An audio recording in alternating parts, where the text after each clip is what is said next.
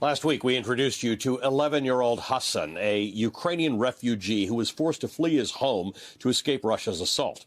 So far, about 1.5 million children have fled Ukraine, and according to the United Nations, for almost every second this war continues, another child becomes a refugee. But Hassan made his 600-mile voyage alone, traveling from southeast Ukraine to the Slovakian border with nothing but a backpack, a plastic bag, and this phone number written on the back of his hand.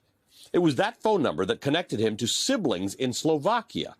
Now, according to the Slovak Ministry of the Interior, Hassan, quote, won over everyone with his smile, fearlessness, and determination worthy of a real hero, end quote. But this was not the first time war displaced Hassan and his family.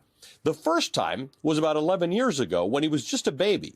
Hassan and his siblings had to flee to escape violent conflict in their home country of Syria.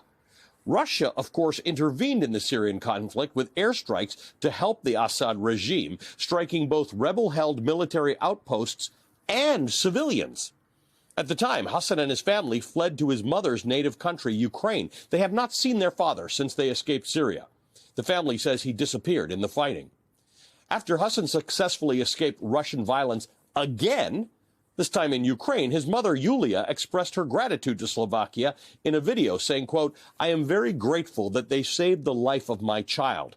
In your small country, there are people with big hearts."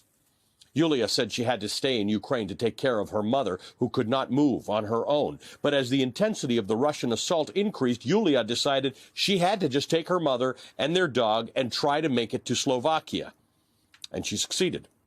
This week, she was reunited with her children with the help of Slovak police officials. She got to greet each of her kids with a hug after war threatened to separate this family a second time. This was the look on Hassan's face when, after weeks apart, he finally got to hold his mother again.